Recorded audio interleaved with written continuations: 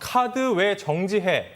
누가 한 말인지 잠시 뒤에 살펴보기로 하고요. 송 기자, 네. 어떤 사건입니까? 네, 제주도에서 있었던 사건입니다. 40대 남성이 본인의 집에 불을 지르한 혐의로 재판을 받게 됐는데요.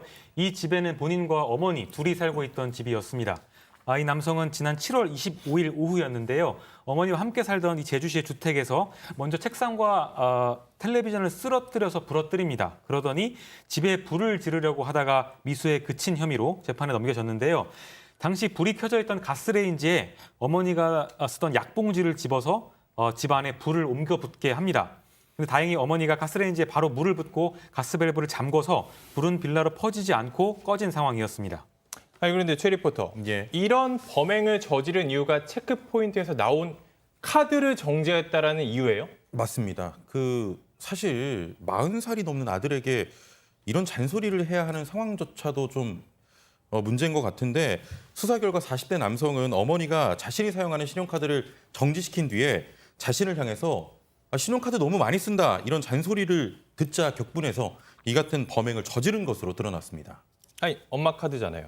그렇죠? 엄카죠. 엄카를 이렇게 많이 쓴다고 썼는데 그거를 잔소리한다고 해서 불을 지른 것도 이해하기 어려운데 그 불을 아픈 어머니의 약봉지를 불에 집어 던져서 이렇게 했다는 거예요, 변호사님? 그러니까 이게 정말 괘씸하죠. 어머니가 신부전증이었다라는 겁니다. 그러니까 신부전증이 계신 분들은 이게 몸에 노폐물이 쌓이는 거기 때문에 주기적으로 투석돼야 되고, 그러니까 하루하루 드시는 약이 그분에게 꼭 필요한 겁니다. 당장의 치료 정도가 아니라 그냥 끊으면 바로 이상이 생기는 그런 상황인 거잖아요. 그거를 앓고 있다는 걸 알고 있으면서, 그러니까 어머니의 가장 고통스러운 부분을 건드린 거예요. 정말 참 철이 없다고 해야 될까요? 이 40대 남성 어떻게 말을 해야 될지 모르겠네요. 일단 이 남성이 사용한 카드는 뭐 본인 명의인지 어머니 명의인지 모르겠지만 어머니가 이제 정지를 요청했다라고 해서 이런 범행을 벌인 건데, 이런 행동을 한 아들, 근데 어머니는 선처를 호소했어요. 그렇습니다. 저는 이것도 보고 또 속상했네요. 어머니 지금 40대 후반의 아들 피고인석에 방화를 저지르려고 했는데 이런 아들을 보고 이렇게 얘기하셨더라. 한 번만 성처해 주시면 죽을 각오로 아들을 보살피고 아들을 잘 지키겠다라고 얘기를 하셨다고 해요. 17살도 아니고 27살도 아니고 40대 후반 47살로 전 알고 있는데, 참 상담사로서 또 사회의 일원으로서는 어머니의 이런 행동이 이 남성의 행동을 바꿀 수 없다라고 얘기를 해드리고 싶고요. 그렇지만 또 같은 엄마로서 이 어머니의 마음이 어떤 건지 아니까 참 마음이 좀 아프네요. 그런데 저 소장님 마음, 이 재판부도 좀 비슷했던 것 같아요. 재판부도 이 남성에게 꾸짖었다고요?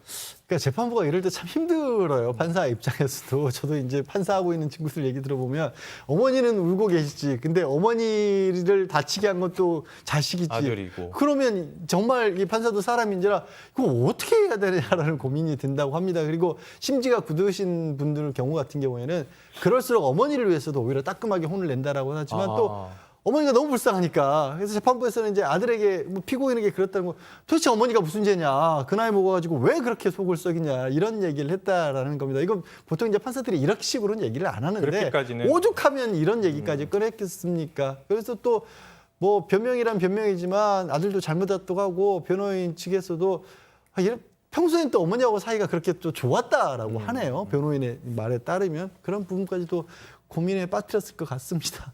일단 저도 이제 법원 취재를 꽤 오래 하고 많은 재판에 들어가 왔지만 일단 재판부는 자신들의 감정이나 그런 의중을 드러내지 않는 게 보통 일반적이거든요. 오죽했으면 저런 말까지 했을까 싶기도 한데, 송 기자, 그래서 법원은 어떻게 판단했습니까? 네, 이게 사람이 있던 집에 불을 지른 거기 때문에 굉장히 무거운 혐의인데요.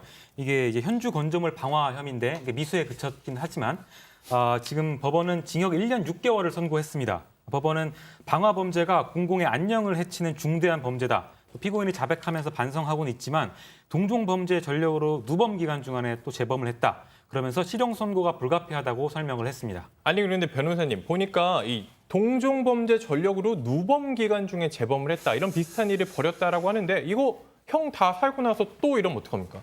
그러니까 그게 좀 걱정스러운 상황이고, 누범이라는 게 그걸로 실형 선고를 해서 복역하고 남은 지 3년이 지나지 않았다는 얘기잖아요. 그래서 만약에 이게 진짜로 현주 건조물 방화로서 인정이 된다면 무겁게 처벌을 피하기 어려운 재범 위험성이 있다라고 볼 수밖에 없는 그런 상황인데, 지금 아들은 어떻게 주장을 하냐면 집에 불을 지른 게 아니라 저 약을 태운 거라는 거예요. 아. 약봉지를. 그래서 의도 자체가 좀 달랐다라고 주장하고 있어서 법원에서는 그게 진짜 이게 집 전체에 대해 불을 지르려 시도한 것인지 아니면 변호인이 지금 주장하는 것처럼 변론하는 것처럼 약봉지를 태우려 한 것인지에 따라서 선고의 양이 크게 달라지지 않을까 싶어요. 그런 부분이 좀 고려돼서 나온 것 같군요. 알겠습니다. 오늘 법 여기서 마무리하고요.